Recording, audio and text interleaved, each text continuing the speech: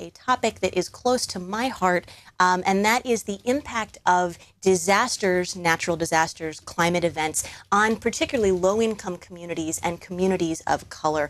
Once the images fade from the news and the conversation around Hurricanes Harvey and Irma tapers off, I'm quoting here, communities risk what some call the second disaster, a recovery and rebuilding process that leaves behind those most in need. So writes Tracey Ross, my next guest, in an op-ed for Think Progress. Tracey is an expert on disaster recovery. She's also the associate director of the All in Cities initiative at PolicyLink. She's also a dear friend. Tracey, thank you so much for joining the show.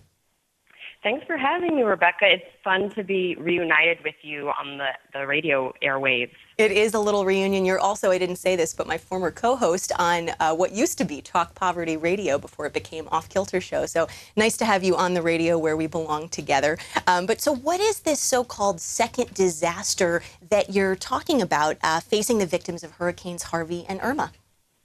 Sure. So I should start out by saying, you know that I've been writing about this for years and researching the impact of natural disasters and extreme weather events in general, like extreme heat, on low-income communities of color in particular. And so I've been heartened by the fact that there's been a lot more coverage than I've seen in recent years about how these storms impact low-income communities and communities of color in terms of just the actual impact of the event, the fact that low-income people have housing that cannot withstand these sorts of storms. They tend to live close to environmental hazards, this sort of thing.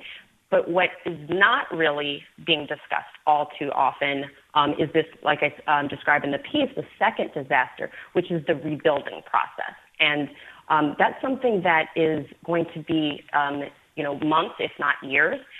We've been seeing a lot of coverage, understandably, about Hurricane Irma, but the news around Hurricane Harvey has left many people in the dark about what's going on there now.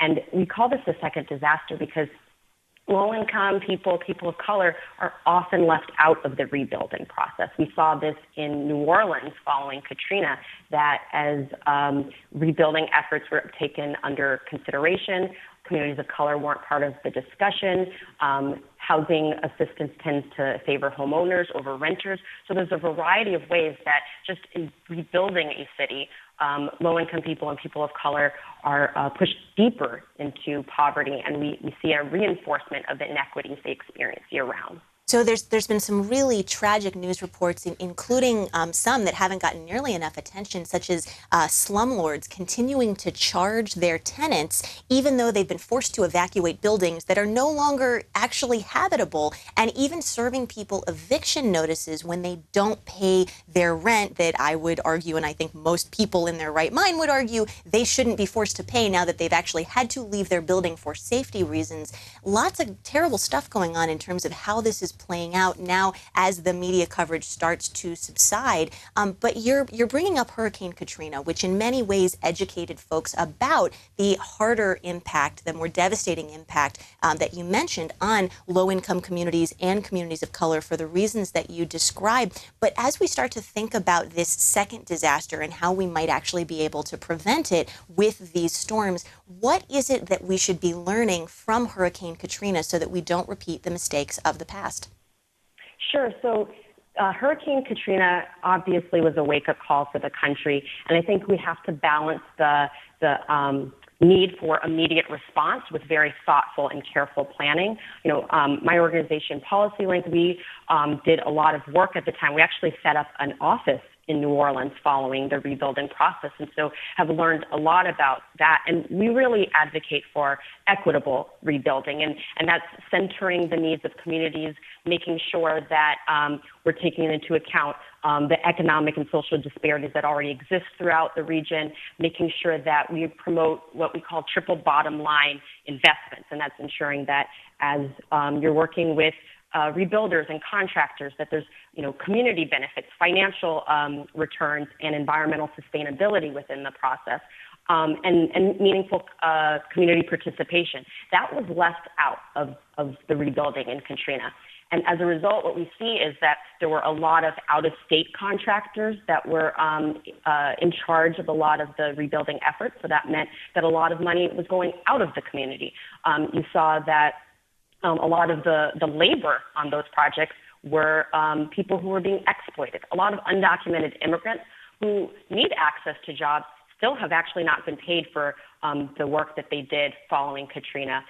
We also know that a lot of the rebuilding prioritized mixed income housing, which is important, but the storm itself, it wiped out a significant number of public housing and affordable housing units. And when those weren't able to return, we saw a high spike in the cost of rents. For a two-bedroom apartment within a couple of years, the rents raised, at least 40% on average. And so the rebuilding process, it prioritized coming back quickly, but it didn't prioritize coming back smartly and equitably. So there was a missed opportunity for ensuring that all people were going to benefit in the process. So today, there's about 100,000 fewer Black residents in New Orleans. The city's population has returned to about 90% of the pre-Katrina levels, but in the lower Ninth Ward, which we know is the hardest hit, only about 40% of residents have been able to return. A part of that reason is that when they were allocating funding for rebuilding efforts, they gave homeowners funding based on home values rather than the cost of repairs. And as we know in the history of our country in terms of segregation and housing and the connections between housing values and race, the people in Lower Ninth Ward were shortchanged on average by about $75,000 of what they needed. So all of this could have been avoided if there was a more equitable rebuilding process. And that's something that the communities in throughout Florida and Houston have an ability to do. It's not only the smart thing to do, it's the moral thing, but it's also the economical thing, because we're talking about places where the majority of residents in these hard-hit areas are people of color. And if they're left out of the rebuilding process, that's going to have ramifications on just the future workforce and the future of the strength of these local economies. Now, I'm actually going to go to a quick call here that's very much on topic. We've got Peter, who's been waiting on the line from Lakeland, Florida. And Peter, go ahead. You are on the air with Tracey Ross. Hey, just a few things. First of all, I think any title with poverty in America is the perfect title because nobody talks about it. One of which is about the people in the national media that couldn't believe that people weren't leaving Florida. It takes a lot of money to evacuate Florida. You're going to figure $300 a night hotel, plus gas, plus meals. But more importantly, in Houston, we're seeing it right now. All the evictions, we hear it, it's probably going to be $100 billion between Florida and Texas. Now, here's the million-dollar question. All these evictions, when people lose their jobs for 4 or 5 months, does any of that money go to help them pay rent? Does it help the people who have the mortgage on the house that have the renters in? Does any of that money trickle down? Or are they going to get evicted? Is the bank going to eventually seal the houses? I mean, these are all questions that aren't being asked in the national media, so I'm asking you guys. Peter, thank you so much for your call. And Tracey, do you want to respond? Sure, and I just want to say Peter's comments were spot on. Particularly, I wanted to just touch on before I respond to the question at the end about the complications that there are in evacuating. One of the important data tools that my organization puts out is the National Equity Atlas, and you can go on and look at data of your particular area. For Houston, we have some measures on access to cars. And a place like Houston, which is very spread out, sprawling area, Black people often do not have access to cars. About 20% do not. And that makes it really complicated to evacuate. And so being able to anticipate the need for evacuations is going to be really important for these coastal cities, as climate change is going to ensure that these quote-unquote storms of the century are part of the new normal. So I really appreciate Peter bringing up that point.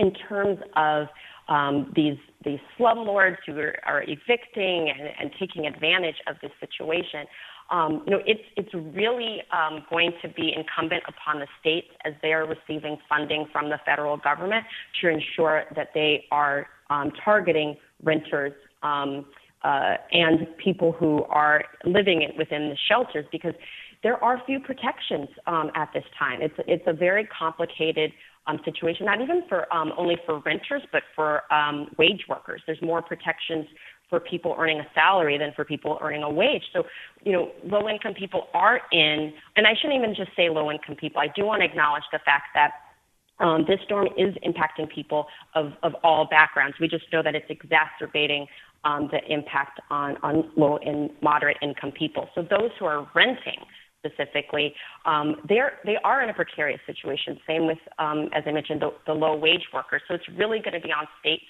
to address this. Unfortunately, people are going to be getting away with taking advantage of this, and that's why it's really important for local politicians, the state government, to really step up and address these populations quickly. And as you said, Tracey, it's not about this being, we're certainly not trying to say that these storms are only impacting low-income people or communities of color. Obviously, storms are impacting people of all stripes.